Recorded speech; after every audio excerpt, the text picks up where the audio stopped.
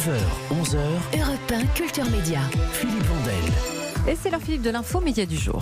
Ce matin, on va scruter l'univers du podcast en pleine ébullition, univers qui aiguise les appétits avec un gros plan sur l'un de ses acteurs majeurs. Il s'appelle Sybelle, S-Y-B-E-L, une plateforme lancée en mai dernier qui revendique déjà 600 000 utilisateurs. Elle a l'ambition de devenir rapidement un acteur mondial majeur. Alors Sybelle se définit comme le Netflix du podcast, exactement d'ailleurs comme Magellan, la plateforme de Mathieu Gallet. À l'affiche sur l'application, on peut trouver le grêlé ou la traque d'un tueur en série de 86 à 94, raconté par la journaliste Patricia Tourangeau, The Race, tiré de l'histoire vraie d'un jeune rappeur qui maintenant est en prison, qui peut l'écouter d'ailleurs. Et puis citons aussi Derrière le mur, une série sur la guerre froide à l'occasion de l'anniversaire de la chute du mur de Berlin, réalisée à partir d'incroyables archives collectées par Europe 1 et que nos auditeurs ont déjà pu suivre. Alors, comment sont réalisés ces programmes originaux? Qu'y a-t-il en préparation? Comment sont rémunérés les podcasteurs? Comment Sybelle compte se développer? Que de questions pour y répondre. Je reçois Virginie Maire. Bonjour, pardon. Bonjour. J'ai écrit bonjour, j'ai dit bonsoir. Bonjour Virginie, vous êtes la fondatrice de Sybelle, vous avez commencé chez Amaury, c'est la presse écrite, le Parisien, l'équipe, vous êtes passé par l'équipe digitale de M6 Web, vous avez fondé la société Finder Studio, rachetée par TF1 et ProSieben, vous étiez centré à l'époque sur YouTube. Pourquoi avez-vous fait ce choix, après cette jeune carrière tonitruante, de vous tourner vers l'audio, vers le podcast? L'audio permet quelque chose qui est quand même complètement incroyable en termes d'immersion et raconter des histoires. Moi, ce que j'aime, c'est le divertissement et c'est offrir des divertissements.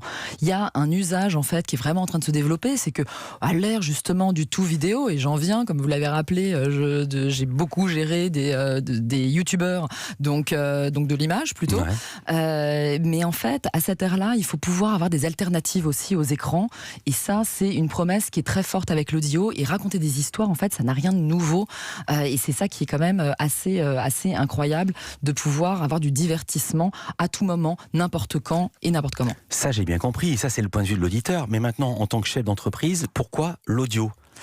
Parce que justement cet usage-là, à mon sens, il doit vraiment émerger. Je le disais rapidement par rapport à l'usage.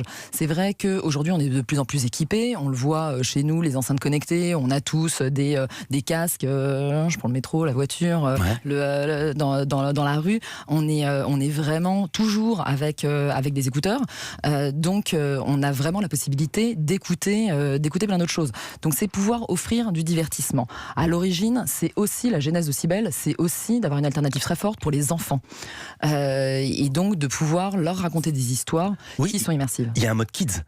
Il y a un mode kids, tout à fait, qui permet d'avoir un profil en fait pour les enfants, ou le catalogue du coup les enfants. Il y a plus de 300 heures en fait disponibles de catalogue pour les enfants. Aujourd'hui, c'est déjà plus de 150 utilisateurs enfants sur Sybelle. 150, c'est pas beaucoup. 150 000. Ah, vous avez dit 150. 150 000. Mais 150 enfants, ça fait 5 classes, c'est pas énorme. 150 000. 150 000 utilisateurs. Donc oui, c'est une alternative qui pour les parents est quand même très importante, de pouvoir offrir du divertissement sans écran. Que veut dire ce très joli adjectif, mais que je comprends pas en français courant? C'est quoi un programme immersif par rapport à un programme normal, pas immersif? C'est aujourd'hui un programme qui va permettre, avec son sound design, avec sa musique, de juste en fermant les yeux, on voit les images en fait. Et ça, c'est une promesse qui est très forte dans la fiction audio. Ça répond à ce critère, Black Panther?